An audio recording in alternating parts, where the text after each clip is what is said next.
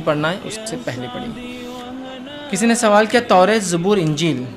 کس طرح نازل ہوئی اور کس زمانے میں نازل ہوئی؟ تو دیکھیے توریت جو کتاب تھی یہ موسیٰ علیہ السلام پہ نازل ہوئی، اس کا نزول کا وقت بہرحال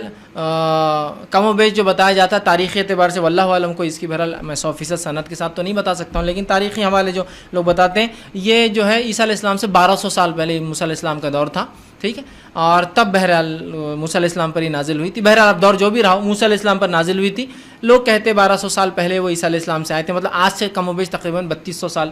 کا وقفہ ہوتا ہے وہ، تو بہرحال تب یہ جو کتاب نازل ہوئی تھی۔ زبور جو تھی یہ داؤد علیہ السلام پر نازل ہوئی تھی، جو کہ موسیٰ علیہ السلام کے بعد آئے تھے، بنی اسرائیل کے ایک نبی تھے، سلیمان علیہ السلام کے والد تھے، یہ ان پر نازل ہوئی۔ اس کا وقت جو بتایا تھا تاریخ اعتبار سے 700 سال یا 800 سال بتایا جاتا ہے، یہ 900 سال، مختلف سناتیں سلیمان علیہ السلام نے کب حکومت کی، چونکہ داؤد علیہ السلام کی حکومت بہت چھوٹی تھی، سلیمان علیہ السلام کے زمانے میں یہ حکومت بہت بڑھ گئی تھی، ٹھیک، تو بہرحال اس اعتبار سے 800 سے 900 سال، مطلب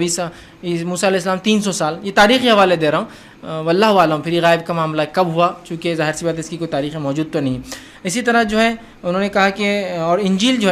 ہے عیسیٰ علیہ السلام کے دور میں نازل ہوئی، عیسیٰ علیہ السلام کا زمانہ ہم جانتے ہیں، ویسے عیسیٰ علیہ السلام کوئی تاریخی شخصیت نہیں ہے، لیکن پھر بھی جو کچھ بات ہم جانتے ہیں رومی اکاؤنٹس کے اعتبار سے، ان کے بیوروں کے اعتبار جو انہوں نے کہا ایک شخص کے بارے میں جس کا نام عیسیٰ ابن مریم تھا، اس سے ہمیں پتہ چلتا ہے کہ عیسیٰ علیہ السلام کو دنیا سے اٹھائے جا کر جو ہے 2013 سال ہو چکے، یہ جو چل رہا ہے 2013 یہ اٹھائے جانے کے بعد سے ہی بہرحال گنا جاتا ہے، اس اعتبار سے انجیل جو ہے 2013 سال پہلے یا اس سے کچھ پہلے وقفے میں بہرحال نازل ہوئی ہوں گی، لیکن انجیل یاد رکھیے کبھی لکھی نہیں گئی تھی اس دور میں۔ توریت تو تختیوں پر اللہ نے خود لکھ دی تھی، ٹھیک۔ زبور جو تھی یہ بہرحال داؤد علیہ السلام اس کو پڑھا کرتے تھے۔ انجیل جو تھی وہ خبر تھی، ایک اچھی خوشخبری تھی، یہ کبھی عیسیٰ علیہ السلام کے دور میں بہرحال لکھی نہیں گئی۔ اور کس زبان میں نازل ہوئی تھی تو یاد رکھیے توریت کے تعلق سے بہرحال